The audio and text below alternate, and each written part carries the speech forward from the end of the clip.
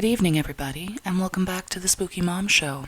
I'm your host, the Spooky Mom, and today I have a very special guest joining me again. Hi, everybody. Bubba's back. Sorry, I was under the weather, so I can't wait to tell the story. Are you excited for today's story? Yeah. Do you know anything about today's story? Oh, I know it was called the Battle of the Pretty Stream, like the Pretty Stream. That's right, it's the Battle of the Pretty Stream. This story comes to us from my home province in Prince Edward Island. Right. This is what is called an oral tradition story, meaning this story was told long before anything was being written down. So it has been passed down through the generations from person to person. So it's very difficult to tell if there's any truth to this story or if it's just a legend. Now here's the funny thing about this story. Dracula was here visiting a few days ago, and we did the Pukwudgie story. So while I tell this story, I want to see if you can tell some similarities between this story and the Pukwudgies.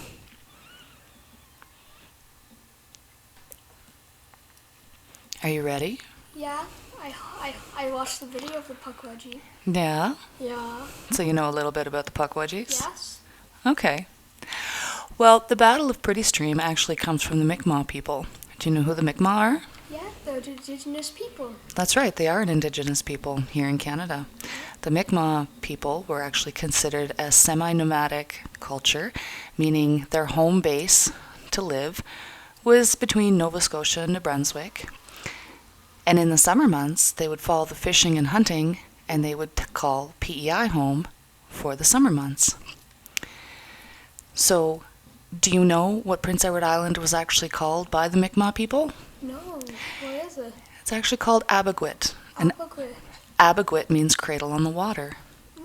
If you look at PEI on a map, it actually looks like a cradle on the water. So, the story goes that long before white canvas sails came to the shores of PEI, the Mi'kmaq people would travel to Prince Edward Island for the hunting and fishing seasons during the summer. When they first came to the island, the story goes that they discovered they were not the first people to set foot on the island. Oh. They actually met the first people, and the first people were called Tweedles. Tweedles. That sounds adorable. It does sound adorable, but they describe the Tweedles as being no more than 2 to 3 feet tall. Okay. And right from the moment the Mi'kmaq people set foot on the island, it was nothing but war and fighting between the two cultures. They fought over the land, they fought for hunting rights, they fought to survive. So the Tweedles put up a good fight. Okay. And they were very mean to the Mi'kmaq people.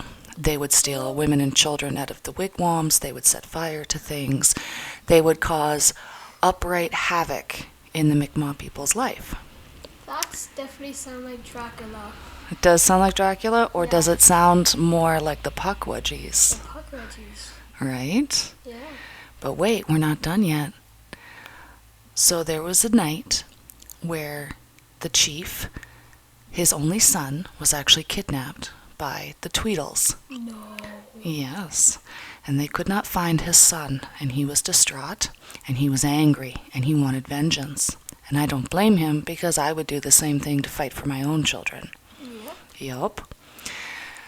So the chief and his war chiefs held a powwow that night, and they deliberated very late into the evening, into the early dawn hours, and they all discussed what should be done in order to get the chief's son back. So they decided that every Tweedle should be put to the knife. Do you understand what that means? No. Well, they had decided that it was time, after all the fighting and the warring and all the destruction that the Tweedles had been putting them under, it was time to end them. they no longer deserved to live on Prince Edward Island. Okay. Okay. Did we kill them or kill Yes. them off? No, they killed them. Okay. Okay. So now, as the story goes, they went down to what is known as Pretty River.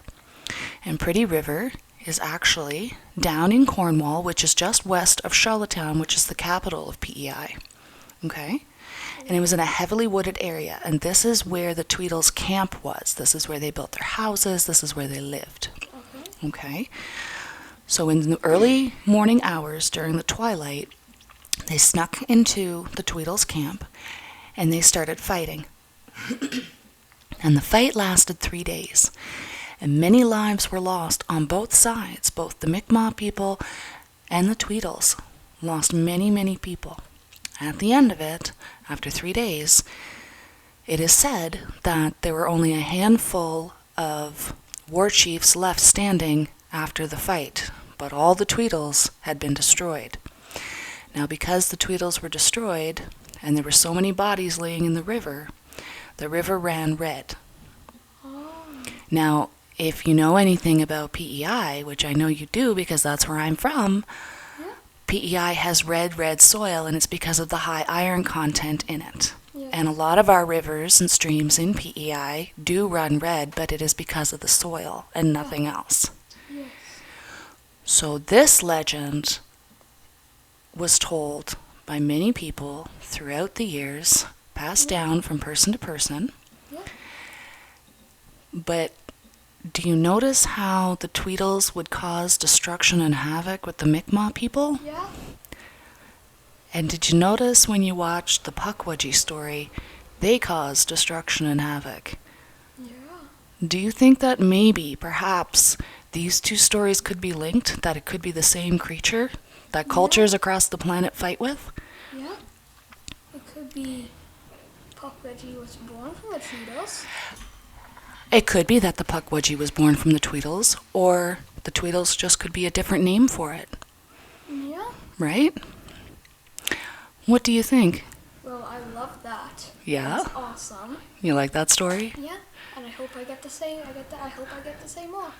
Oh, absolutely. We'll definitely come back and tell more stories. Make sure to like, subscribe, comment, and sorry we wasn't posting that much. Like he said, please like, comment, and subscribe.